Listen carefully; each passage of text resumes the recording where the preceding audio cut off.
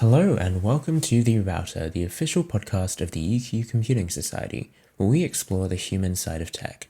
I'm your host Matt, and today we're chatting to Tony Lykke, 2015 UQ graduate and current infrastructure engineer at Hudson River Trading in New York City. Join me as we explore both the world of automated trading and the world of the Big Apple.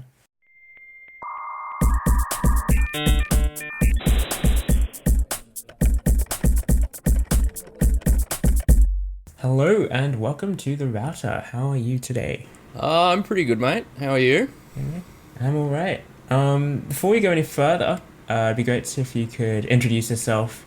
What do you study? Where do you work? What's your job title? All that stuff. Yeah, so my name's Tony Lykke. I'm at TL in Slack.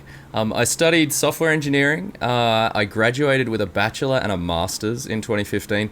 I actually think I was in the first cohort of the BE-ME combined program. My job title at the moment is a bit unclear. I work at a company called Hudson River Trading, and we don't really update job titles over time. I was hired 4 years ago as a DevOps engineer networks, but that's not really what I did then, and it's not at all what I do now. I describe what I do as more infrastructure engineering crossed with a bit of SRE or site reliability engineering. I see. So you mentioned Hudson River Trading. So Hudson River Trading, the Hudson River, if I know correctly, is in New York City. Can you tell me a little bit about what Hudson River Trading does, and I guess more generally like about automated trading, that kind of thing. Yeah, sure. So I won't call it Hudson River Trading anymore because it's a bit of a mouthful. Yeah. We call ourselves sounds good. We call ourselves HRT for short. And HRT is one of the biggest automated trading firms in the world. We represent over 5% of daily volume in US equities, but we also trade a bunch of other stuff across hundreds of markets around the world. When I say automated trading, what I mean is that computers do the buying and the selling of the things that we trade. So shares, crypto, all of that sort of stuff. HRT was traditionally a high frequency shop, which people might be familiar with the acronym, HFT or high frequency trading, which basically means that our traditional strategies buy and sell shares really quickly. Where, for example, holding a position for a few minutes would be considered a really, really long time. Okay, I see. And so I guess with computers and trading, there's the traders, I guess, the people who have all the financial and the mathematical knowledge and things like that. But you mentioned your job title, or I guess job more generally, is more like an infrastructure engineer crossed with an SRE.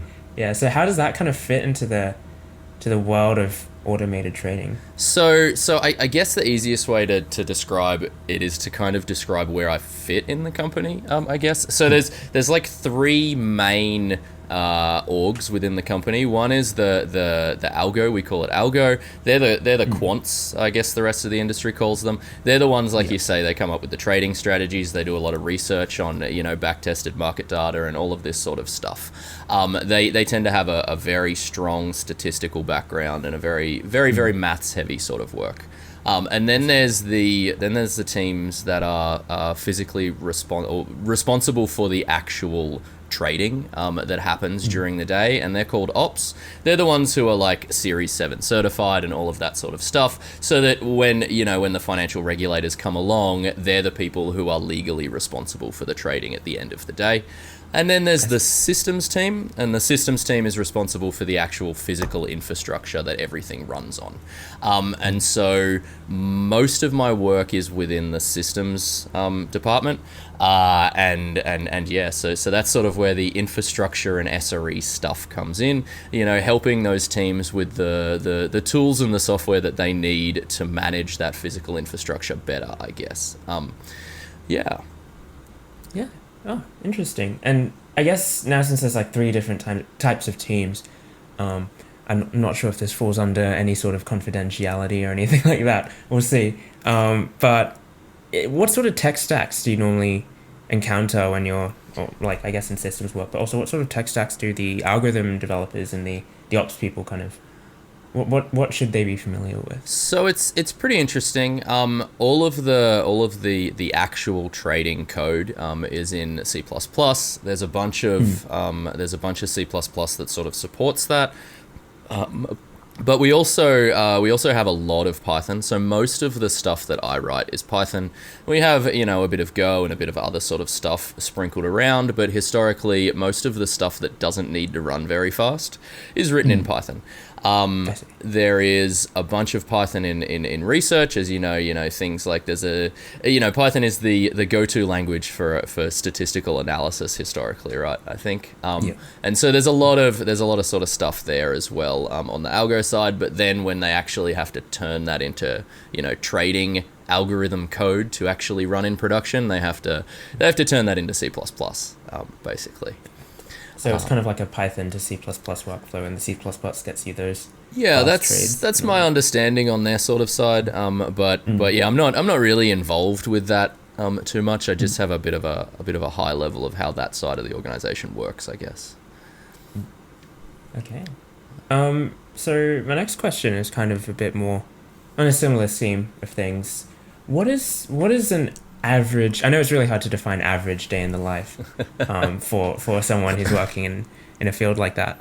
But I guess what sort of things would you see on a day to day? Like what would be your usual day's work? Yeah, I mean, I think you're right. I don't think there is an average day. I think it really depends on what I'm working on. Today I gave a big training session to a bunch of people because we had a big project launch, and that was kind of interesting. But, yesterday I had to prepare the slides and a bunch of stuff for that, right? And we were sort of ironing out some things. But, some days I might not actually do much but mull over some particular problem, or how something in the future might sort of look. Others I might actually be in the zone and implementing something, right, actually writing code, bashing out some programs. Other days I might be helping somebody on the team with some of this stuff. I've been around for a little while. I was one of the earliest software developers that was hired into systems. Historically, they were kind of systems administrators, and so that's left me in a position where I'm kind of a subject matter expert for a bunch of different things. And so, often I have to help someone else become a subject matter expert so that I don't have to, be the single point of failure for these things moving forwards, which is kind of cool. I might be writing docs or drafting design proposals or, training. There's a wide range of responsibilities, I guess. There isn't, it feels much more like a startup, in some ways, with the kind of wear many hats rather than kind of fart out code from Jira tickets, if that makes sense. Is it like a small team? My team has 8 people on it. Now the company in total has, I want to say between 400 and 500, but I could be wrong. We were 250 or 300 when I joined 4 years ago, so there's some growth, but it's not huge. Yeah, it's not the thousands. It's not like a big tech or anything. No. Yeah, so wear many hats, I guess. Are there any kind of like interesting projects that you've come across recently that you think might be cool to talk about? I don't know. So I think one of the things that surprises people when I tell them about what I do is that, especially within systems, we use a lot of open source stuff. We have somewhat unique needs, but they're like the last 10%. Of these tools, and so a lot of these things, we have a bit of an aversion to hosting things on the cloud, and we have a lot of hardware lying around, I guess, and so self-hosting things from open source is very, very common. And so we'll find some tool that satisfies the majority of what we need, and we'll often just kind of adapt or extend that and host it internally, and there's a bunch of greenfield sort of work around that. One of the big projects we've been working on recently is migrations from old internal, inventory management and IP address management tooling internally to an open source tool called Netbox. And there's been a lot of interesting stuff around that. I wrote a Python client related to that. And a CLI tool that we're working on open sourcing that we think is significantly better than anything currently available outside in that in that ecosystem, I guess, or that community, which is pretty cool. But yeah, like we use Prometheus for metrics, we use Grafana for our graphs, we have a large Elasticsearch cluster, we have a bunch of different stuff internally, and it's honestly pretty vanilla as far as like tech company infrastructure goes. There's some interesting constraints that we have, but we also have some interesting flexibility with the amount of hardware and resources that we kind of have available, which is cool. I guess, could you go a bit more into like what are the like unique challenges and like different problems that come up in automated trading versus other sorts of companies that you might have worked at before? Like, is there anything that stands out to you? Yeah, I actually one of the first things I think you come across is, especially coming from like an SRE background, is one of the things that you want to do is you want to improve, monitoring and observability of things, right? And so the way to do that is to instrument things, and this might be running some process on a server that just exports metrics to Prometheus, right? So Prometheus has a scraping model, and so you run a long running process on a server, and then the Prometheus server is configured to hit it with a HTTP request. It seems fairly simple, on the surface, but actually rolling that out to our trade machines in our trade colos was a really interesting experience. And it was one of the first things I did when I joined, and so it was kind of an interesting way to get exposure to how the company approaches this and their sort of their risk profile for running processes. So like a process in like a cloud instance probably isn't really too much of a concern for the most part, like this sidecar that just collects metrics. But when you consider our servers in our trade colos, so we have, to give people some context, we have, I believe it's more than 100 colos, like physical colos around the world, and a colo in I guess HRT parlance is a physical location normally very close to an exchange, because proximity to the exchange dictates latency, and so we want to be physically close to exchanges where we execute trades.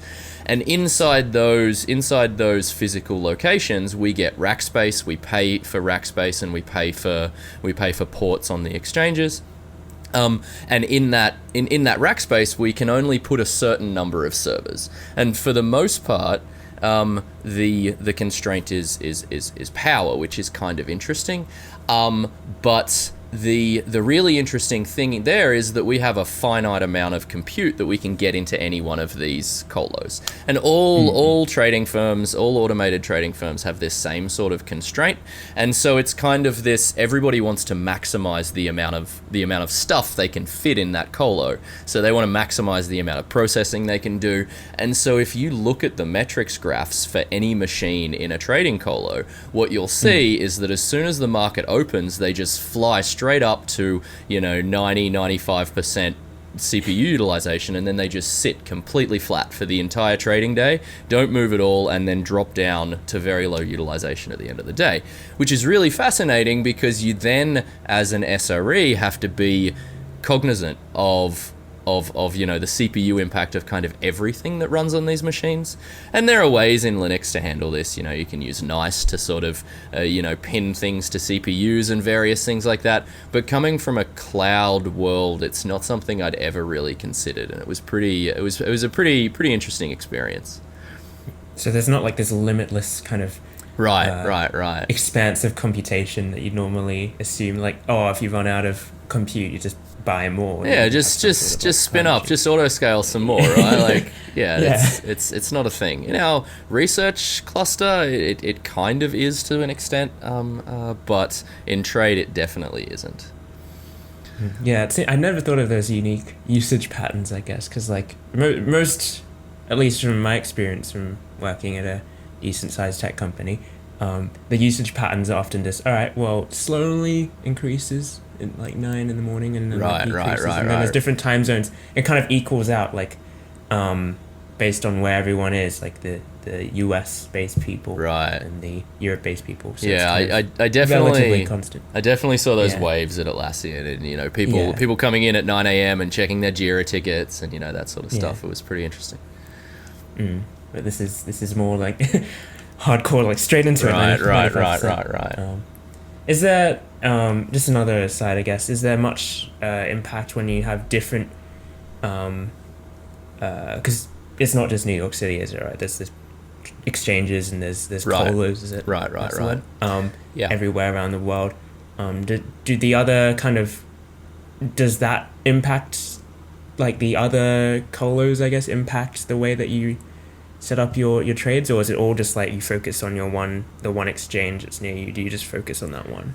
I'm not sure. I'm not really involved in the actual trading side. As long as they make enough money to pay my salary, I'm not too concerned. And I think that a lot of people are separated from trading are kind of the same. Like when we hire in systems, we don't require people to know anything about finance. You often just kind of learn by osmosis a little bit, by just being around it to an extent. But at the same time, you don't have to. You can learn it if you want, and there are opportunities available, but you don't have to have a deep understanding of how all of this stuff fits together. And that's good with 500 people in the company. There's other people who can sort of work that out so that I can focus on infrastructure, which is what I'm good at and what I enjoy doing. So All right. So it sounds good, and I've loved hearing about this kind of tech trading world. But I guess I kind of wanted to change topic a little bit as well, because one of the unique things about, I guess, your work compared to a lot of other people that I've talked to on the podcast and things like that is that you work in New York City. So I guess, I wanted to ask, firstly, when you were at university, did you have any kind of like thoughts of like, I'm going to move to America? Well, like, when did you decide first that you wanted to do it? Was there any sort of like opportunity that came up? What was the circumstance that led you there?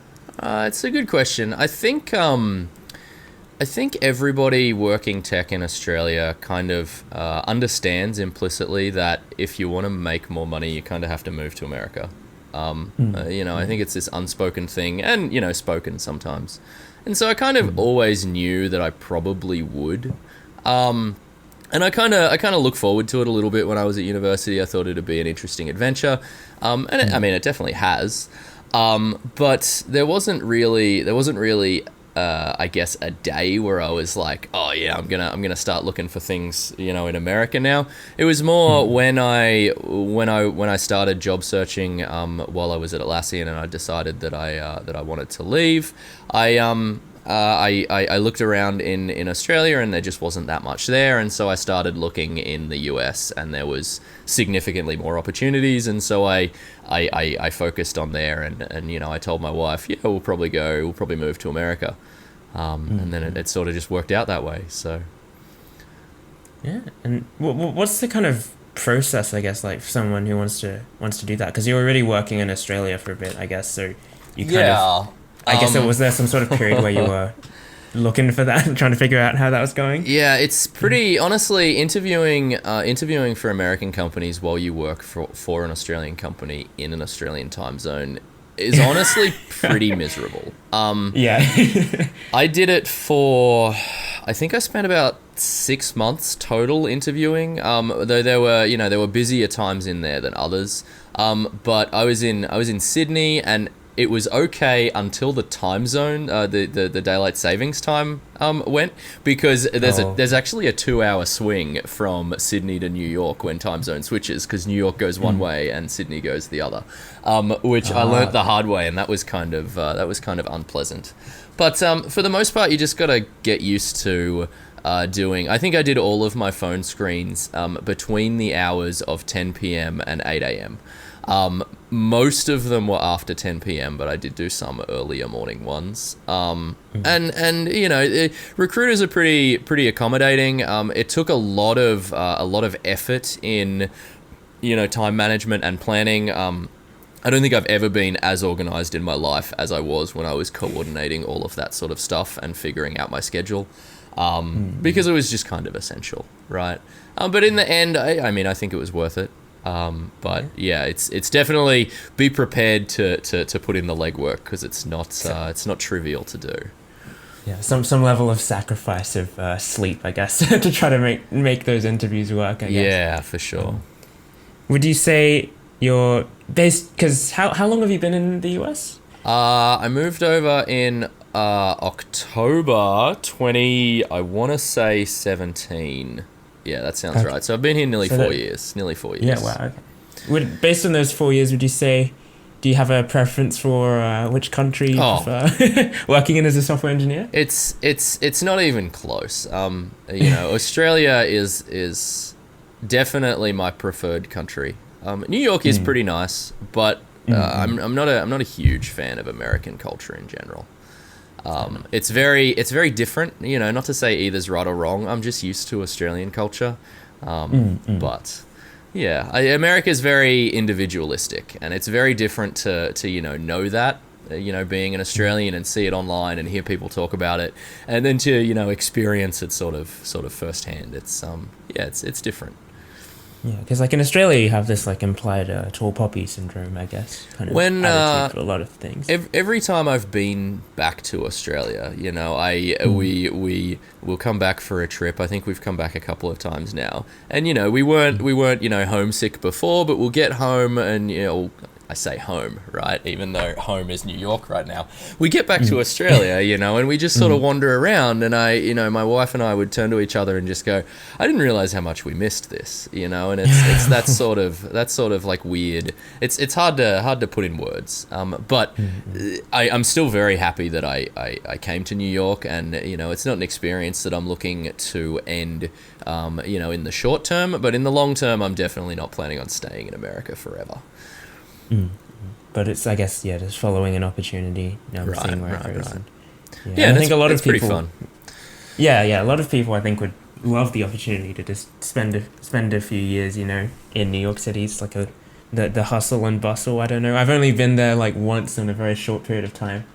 But when I was there, it definitely felt like everything was going very quickly and everything was very New York's an interesting city. I don't think there's anywhere else in the world where you can walk 5 blocks and be in a completely different cultural neighborhood.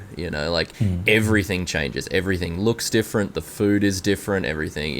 It's very, very unique, I think. But I think that's what everyone says about New York. So maybe that's really cliche. That's all right. I mean, the other thing I was curious about is because a lot of people, when they kind of think of I want to go to Google or something like that, they want to move to the US, and the first thing that you hear when you talk about software engineering in the US is that they'd go to Silicon Valley or the West Coast or near San Francisco in the Bay Area and all that. Was there a reason that you kind of leaned towards New York City in particular compared to? Well, yeah, I interviewed for LinkedIn in Sunnyvale, which is like right next to Mountain View. And honestly, it was miserable. Like the experience was nice, the campus was great. Internally there was everything you would ever want, but as soon as you step outside, it was just this suburban hellscape, I guess. And it wasn't just me going there. It was, my wife was going there as well. And I remember in the my on-site day at LinkedIn, I sort of asked everybody that I met, what do you do for fun? What do you do on the weekends? And everybody said, I get in my car and I drive half an hour to, somewhere. And, that didn't really appeal to me. And so when I flew to New York, during that week, I actually landed in New York at JFK, I think, at like midnight on a Wednesday night. And I got a taxi to my hotel, and I get to the hotel at like 1 a.m. But the taxi's driving down the street, and I'm looking out the window, and it's this weird experience. I'm looking around, I'm like, I don't know why everyone kind of loves New York. This is a bit weird. There was garbage all over the side of the road because there's no there's no alleys for them to throw the trash bags. Sorry, I should talk American. Throw the garbage in the street, and so I'm just looking around and there's just kind of nothing. And we were down low midtown where it's kind of dead. The financial district is dead at night. That's pretty well known. And I just didn't see anything. And then I woke up in the morning to go to an interview, and as soon as I stepped outside, I kind of got it, straight away. It was a very, very interesting experience. Yeah, I think that whole charm appeals to a lot of people, and I guess so. You'd say East Coast over West Coast. I guess. Absolutely. It's kind of funny. So I came in. I did on-sites. I went to the West Coast. I went to the East Coast. I interviewed in Sunnyvale and also Seattle. Seattle was nice, but I'm told that, it was nice. The weather was nice, but I'm told that that's unusual, which is why I kind of didn't want to go there. But I came home from that week in America doing on-sites, and I said to my wife, we're moving to New York, and I think you'll like it. And she just turned to me and said, okay, which is pretty cool because she'd never been to America at all, and she just sort of trusted that. Bless her for making such a move, I guess. That's crazy. Right. Yeah, it's a big one, and she loves it, so that's nice. But yeah, it's good to hear. Ended out well, I guess. I didn't have any more questions to ask, but I wanted to ask if there was anything you wanted to say to anyone listening or anyone who's interested in either working in automated trading or I guess moving to the US. Is kind of two different things, but anything you wanted to say? I don't think I have anything specific to say, aside from, like I said, I'm at TL in Slack, and I'm always happy to sort of chat about this stuff if anyone has questions. I've chatted to people before who are considering moving to the US, and I've sort of, I'm more than happy to do that. And we also give referrals. I'm happy to refer you to HRT as well. Yeah. Wonderful. And also we have technically moved to the Discord, so I guess you can find him on Slack, but also if you want to find him on Discord, I guess, would it be at TL again, or? I'm not sure. I'm not sure what I am in Discord. It's fine. I'm sure you can find me. I'm active enough. Yeah, thanks so much for having a chat. It's been great to hear about the automated trading world and the US, and Thanks for having me. All right, that's all we have time for today. Thanks for joining us. Until the next episode, you can join us on our brand new Discord community at discord.uqcs.org.